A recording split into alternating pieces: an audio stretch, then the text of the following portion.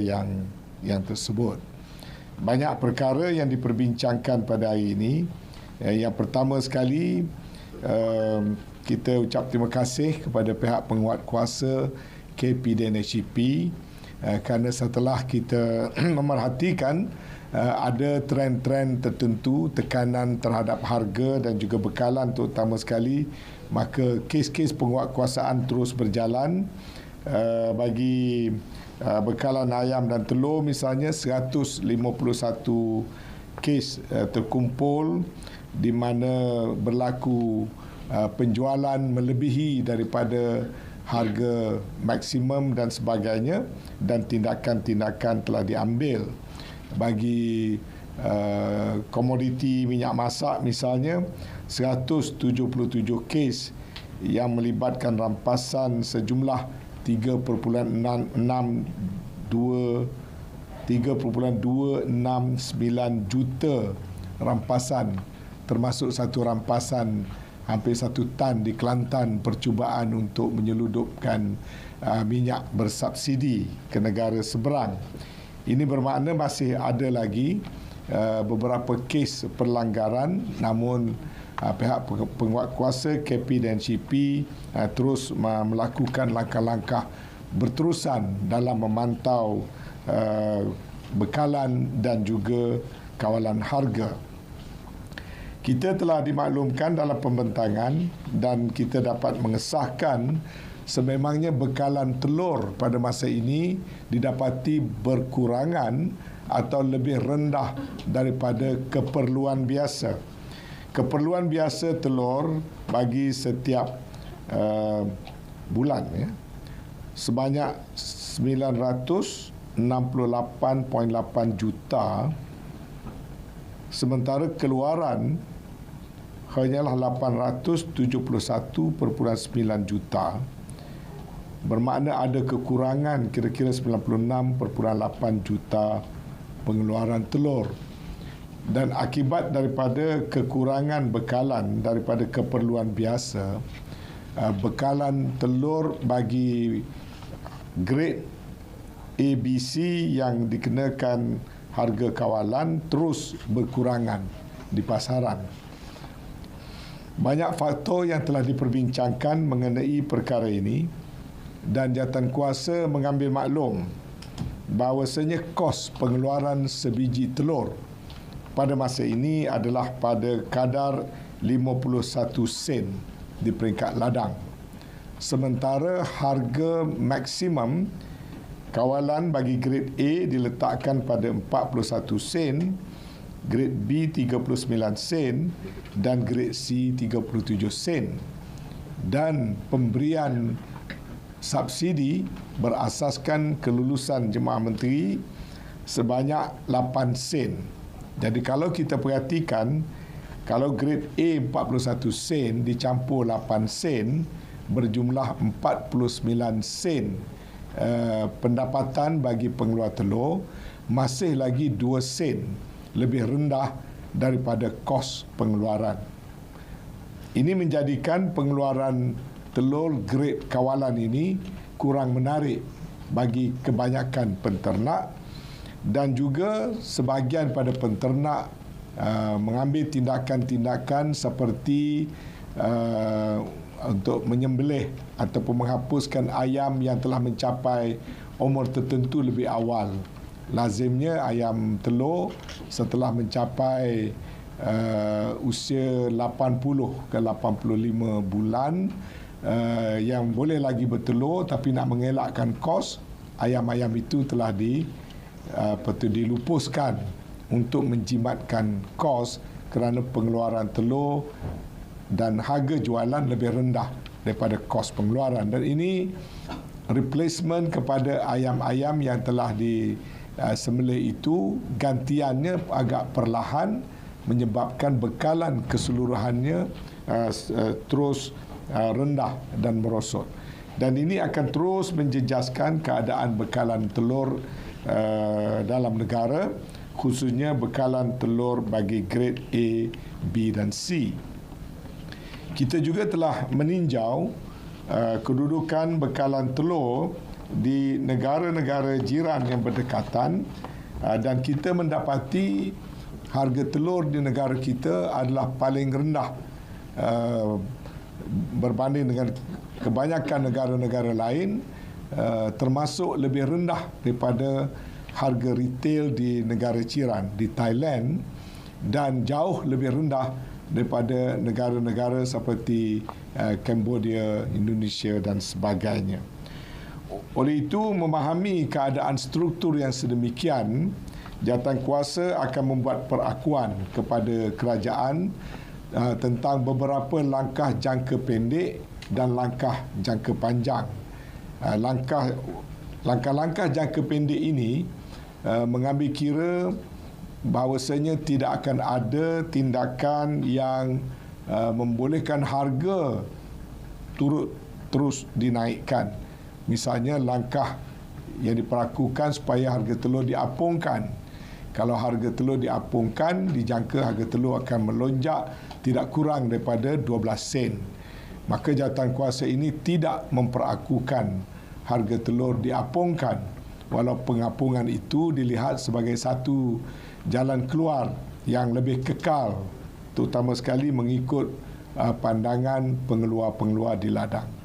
Oleh itu, kita akan meneliti beberapa option, dan oleh kerana kita berada dalam situasi parlimen yang dibubarkan, apa-apa tindakan yang melibatkan keuangan, saya perlu merujuk mengikut tata cara yang tertentu, termasuklah untuk merujuk perkara ini kepada Yang Amat Berhormat Perdana Menteri dan juga Menteri Keuangan, termasuk option antara lain ialah meningkatkan subsidi sebanyak 2 sen lagi yang dijangka akan menelan belanja sebulan tambahan 20 juta. Dan satu lagi optionnya ialah kalau tidak ditambah subsidi ialah untuk menaikkan sedikit harga siling sebanyak 2 sen bagi menutup jurang perbezaan di antara kos sebenar pengeluaran telur dengan harga maksimum campur current subsidi. Jadi kedua-duanya ini diputuskan peringkat jawatankuasa tapi belum dianggap muktamad kerana situasi yang ada pada masa sekarang ini.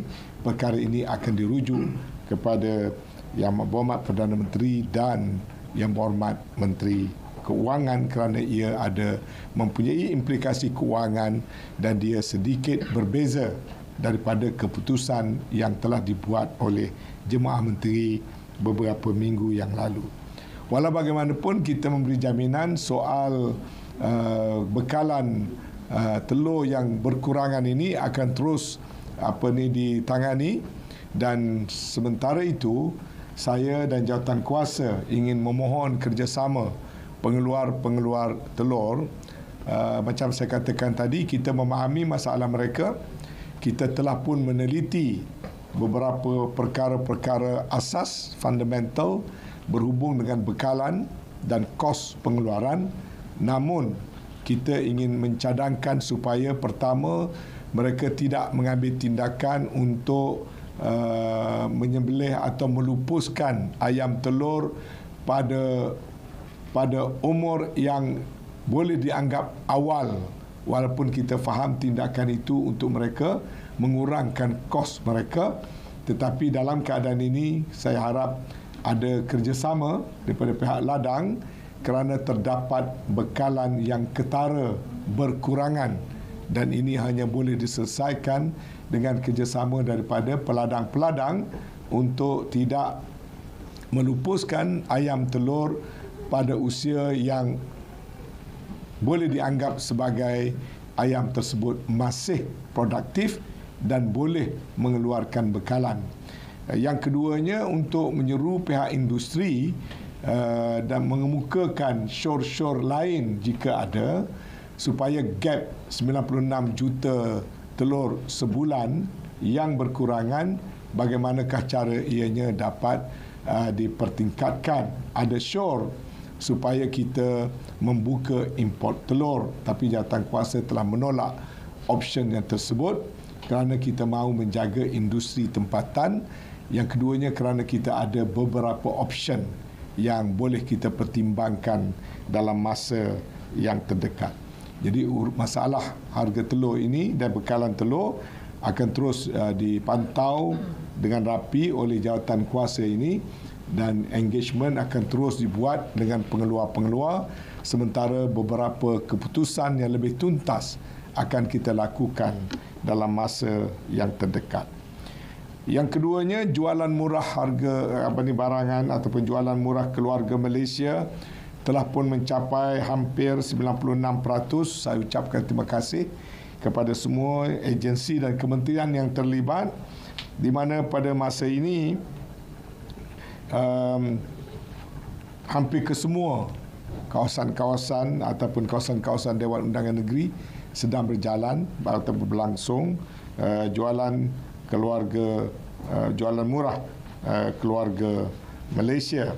Dan pada masa yang sama, jualan murah keluarga Malaysia di kampus telah pun dilancarkan minggu lepas oleh Yang Berhormat Tan Sri Noh Umar, dan dia melibatkan 13 koperasi di kampus-kampus, dan terdapat 7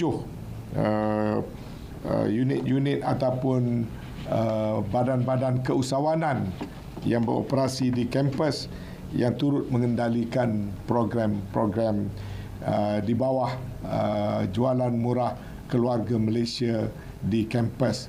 Dan ini juga kita harap memberikan manfaat kepada buat permulaan 20 kampus utama IPTA yang telah pun mula dilaksanakan. Dan pada masa yang sama, jualan murah online di bawah program e-dagang juga telah dilaksanakan dengan jayanya, di mana sehingga minggu yang lalu telah dianggarkan 26 juta rakyat telah menerima manfaat dalam bentuk diskaun dan rebate dengan sejumlah nilaian barangan sebanyak 1.35 bilion, barang dagangan dengan 27 juta transaksi sehingga minggu ke-6 pelaksanaan, iaitu pada minggu yang lalu. Semua transaksi itu telah melibatkan 45.97 juta subsidi telah dikeluarkan oleh kerajaan melalui MDEC bagi 27 juta transaksi pembelian online dengan harga yang lebih rendah. Jadi ketiga-tiga program jualan murah keluarga Malaysia di kawasan-kawasan, jualan murah keluarga Malaysia di kampus, dan jualan murah keluarga Malaysia online di dagang diharapkan dapat diteruskan kerana ia memberikan banyak manfaat kepada penduduk di seluruh negara. Seperti yang mana yang saya sebutkan tadi, penguatkuasaan akan ditingkatkan bagi semua barangan-barangan terkawal, tapi kita masih mahukan kerjasama daripada semua peniaga-peniaga untuk tidak melakukan sebarang tindakan walaupun kita akan memasuki musim tengkujuh dan juga bergerak ke akhir tahun, musim cuti, banyak festivities, banyak kenduri dan juga perayaan-perayaan. Kita berharap bekalan makanan sentiasa cukup dan tidak berlaku hoarding, tidak juga berlaku speculation dengan sengaja menahan atau mengurangkan bekalan dengan tujuan untuk meningkatkan tekanan kenaikan harga. Kita memerlukan kerjasama semua pihak dalam perkara ini. Saya nak mengambil kesempatan pada petang ini juga nak menyentuh tentang peranti siswa. Ya. Seperti mana yang kita semua tahu, sejumlah hampir 500,000 juta permohonan telah diterima dan hampir 300,000 unit telah diluluskan, dan sedang giat program penyampaian kepada mahasiswa. Saya ingin menzahirkan rasa terkilan, juga duka cita dan kecewa apabila mendapat maklumat dan aduan terdapat penerima peranti siswa yang telah pun mula menjual peranti-peranti mereka, dan ada sebahagian daripadanya menjual secara terbuka online.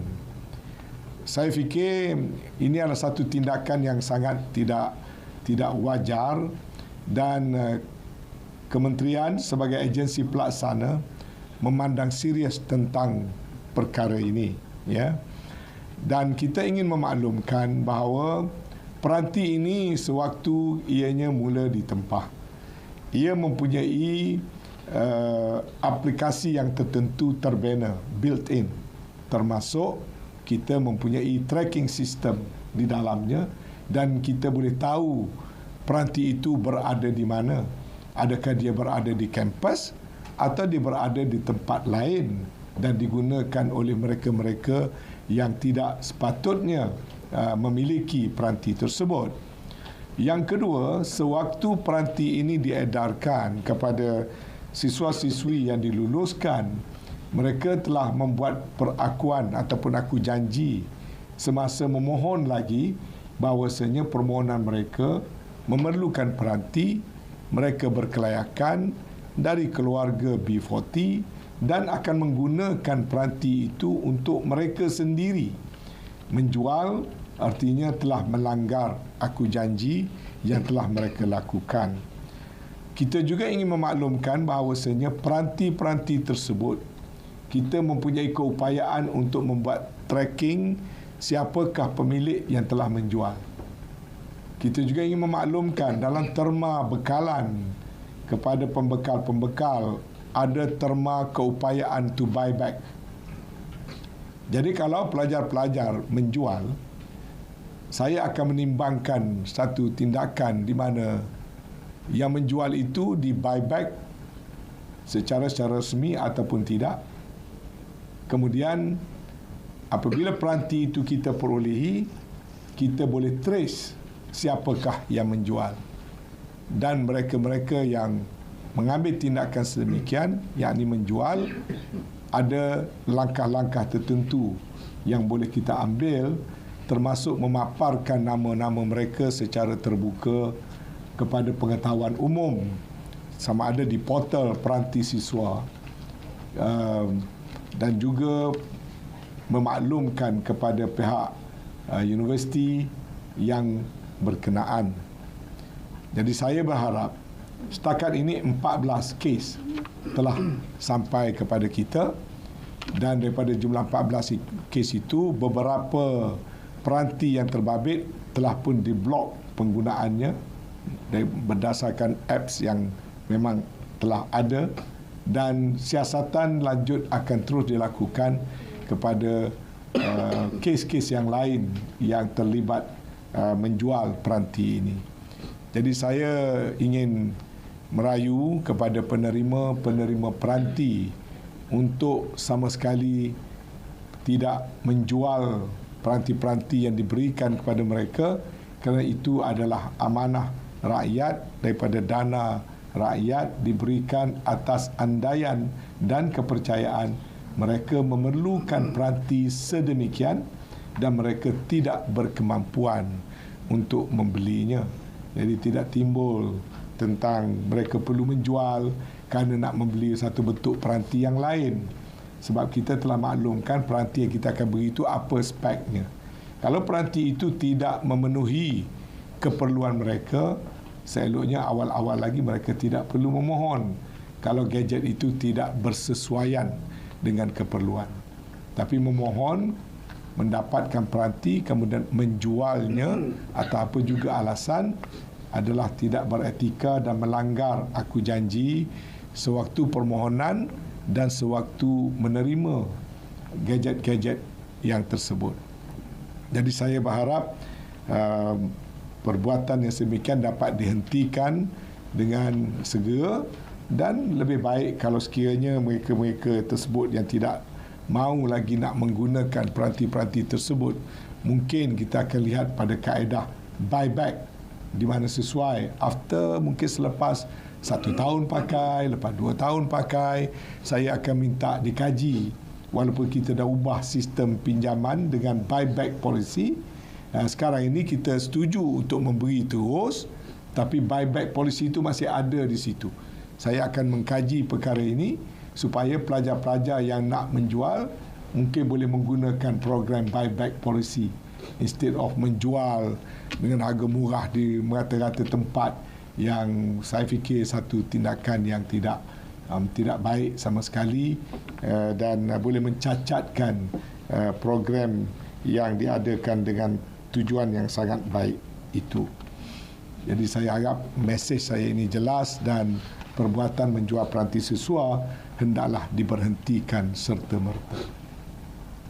Okey. Terima kasih. Sekiranya kalau ada apa-apa soalan yang nak ditanya. Tuan Sri, mengenai yang telur tadi, how soon akan dirujuk kepada PM dan sudah pun dirujuk dalam tengah mesyuarat belum.